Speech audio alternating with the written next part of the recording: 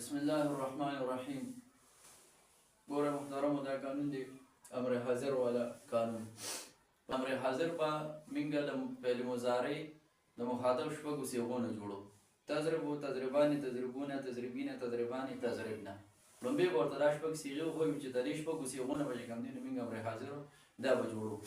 نو ورته به ووایو چې لومبني به موږ دا وګورو چې د جوړولو طریقه به دا وي.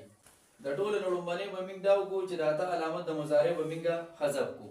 کله به چې دا مو حذف کړو دوی نه پس به وګورو چې دلته کې دیتا پسې دا دویم حرف چې کوم دی نو دا ساکن دی او که دا متحرک دی.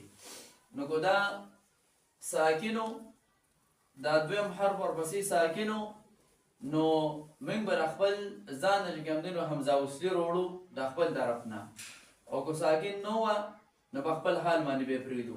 نو د لومبني شک باندې به چې کوم دی موږ څوک ماشوم به پوه کړو. ورته ووایو چې ګوره بچې لکه تضربو دی علامت د مضارع به حذف کړو، دې نه پس به وګورو چې دا دویم حرف کوم دی ساکن دی که متحرک دی. که ساکن وي نو حمزه وصلي به د خپل طرف نه چې کوم دی نو راوړلو. د حمزه وصلي به د عین کلمې ته موږ ګورو. عین کلمه دلته مکسوره ده، حمزه وصلي به چې کوم دی نو څه راوړلو دا به چې کوم دی نو مکسور راوړلو. چې کله مو حمزه وصلي مکسور راوړو نو اضربو شو. بیا به د دې نه پس اخره کې چې کوم دی نو درېیم شرط دا دی چې په آخر کې به څوک د امر د وجې نه به د اخرني حرف دا به موږ ساکن کو. نو اضربونه به اضرب جوړ کو.